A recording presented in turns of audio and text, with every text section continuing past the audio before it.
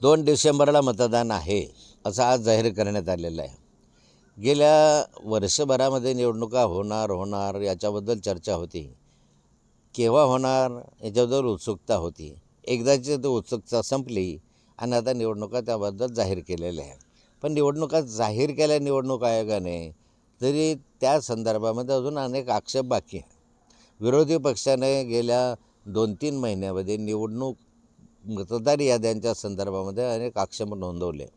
काही दुबार मतदार आहे, काही मतदार असे आहे की जे नाहीच मतदान बाहेर आपल्या गावामध्ये ते दिलेलं आहे. काही मतदार मयत आहे त्याच्यामध्ये आहे. अशा अनेक आक्षेप पुराव्यानिशी विरोधी पक्षांनी निवडणूक आयोगाला दिले. परंतु त्याच्या संदर्भात आज निवडणूक आयोग काही फार बोललेलं दिसत नाही. फक्त त्यांनी सांगितलं की दुबार याद्या ज्या आहेत त्या आम्ही तपासू आणि त्याच्यामध्ये जर डबल स्टार आम्ही त्याच्यामधलं करू. ज्या एकेका घरामध्ये 68 मतदार ज्या ठिकाणी राहतात त्यांचं काय? मग व्हेरिफिकेशन करत असताना तुम्हाला वेळ किती आहे? एका बाजूला 2 डिसेंबरला करायचं तर 1 महिना तुमच्या हातामध्ये आहे. महिनाभरामध्ये एका बाजूला प्रचार सुरू असेल, धामधूम सुरू असेल, तुमचे कर्मचारी निवडणुकीच्या कामामध्ये असतील, अशा स्वरूपामध्ये प्रत्यक्ष व्हेरिफिकेशन घरामध्ये जाऊन ते 100% खरं होईल याची खात्री कोण देईल? मला अशा अनेक संशयाच्या भोवऱ्यामध्ये आज निवडणूक आयोगाची पत्रकार परिषद झाली. अनेक शंका उपस्थित केल्या गेल्या, अनेक भ्रम त्याच्यामधून आज दिसत आहे. मला असं वाटतं की निवडणूक आयोगाने घाईघाईने जाहीर केल्या. 1-2-3 महिने उशीर झाला असता तर बिघडलं काहीच नसतं. कारण 3 वर्ष झाले आज स्थानिक स्वराज्य संस्थांच्या निवडणुका नाही झाल्या. मग 3 वर्ष झाल्या नाही तर काही फारसं बिघडलं नाही. प्रशासनाच्या हातात कारभार होता. आणखी 2 महिने राहिला असता. परंतु मतदार यादी संदर्भामधला जो संभ्रम आहे तो दूर केल्यावर जर निवडणुका झाल्या असत्या तर अधिक सोयीचं झालं असतं. आज फारसं समाधान निवडणूक आयोगाने ज्या निवडणुका झाल्या त्याच्या माध्यमातून काही आमचं झालेलं नाही. रक्षाताई खडसेंची मुलगी कृषिका हिच्या संदर्भामध्ये जो काही प्रकार घडला होता त्याचे गुन्हे दाखल झाले आहे पोक्सोखाली गुन्हा दाखल होऊ नये. त्यातले जे आरोपी आहेत ते पूर्णपणे पकडले गेले नाहीत. जे आरोपी आहेत ते आजही आमच्या शहरामध्ये उघडपणे फिरताना दिसत आहे. परंतु आजही ते दुसऱ्या गुन्ह्यांमध्ये अडकलेले दिसत आहे. परंतु अजूनपर्यंत त्यांचा जामीन रद्द होणं किंवा त्यांच्यावर कठोर कार्यवाही करणं हे पोलिसांनी भूमिका घेतलेली नाही.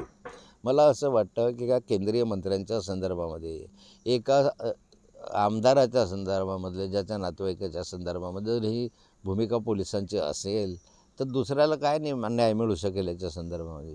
नाही, पोलिसांचं मी स्वतः फोन करून अभिनंदन केलं की ठीक आहे, तपासाची दिशा तरी तुम्हाला मिळाली. त्यामुळे जे सत्य आहे त्याच्याबद्दल निश्चित त्यांचं अभिनंदन मी केलं किंवा ठीक आहे मला लवकर पकडलं तुम्ही. माझ्या पेट्रोल पंपावर चोरी झाली तर पेट्रोल पंपावरचे चोरही तुम्ही पकडले.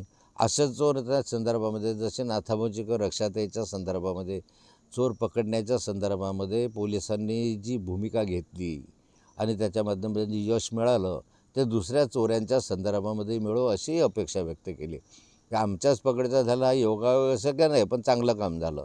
तसं दुसऱ्यांच्या घरामध्ये चोऱ्या गेल्या. बोदवड तालुक्यामध्ये चोऱ्या दररोज व्हायला लागल्या. एका नाळगावच्या याच्यामध्ये 22 तोळे सोन्याचं गेलं. अनेक ठिकाणी पाहतं तर 25 लाख रुपये मुन्ना तेलीचे गेले, ते पकडले गेले याचं समाधान आहे. तर 10% पकडले जातात, 90% पकडले जात नाही. आता अलीकडे जळगाव जिल्ह्यातली स्थिती जरा पाहिली तर मर्डर व्हायला लागले. मर्डर ठीक आहे हो, चाकूने होत आता पूर्वी, आता तो गोळीबारावरला. म्हणजे एरंडोलला झाला, MIDCमध्ये आता कालपासून 2 मर्डर झाले.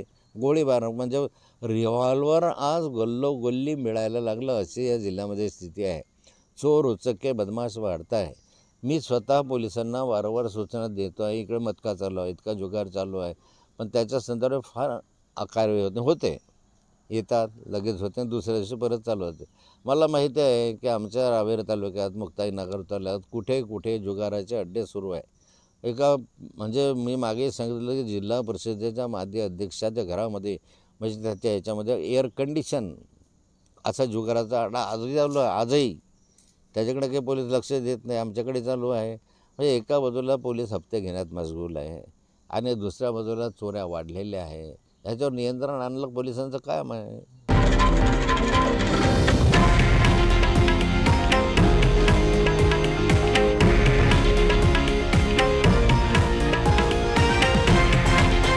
हे आहे देशातील नंबर 1 न्यूज नेटवर्क आणि आपण पाहत आहात TV9 मराठी, एकमेव.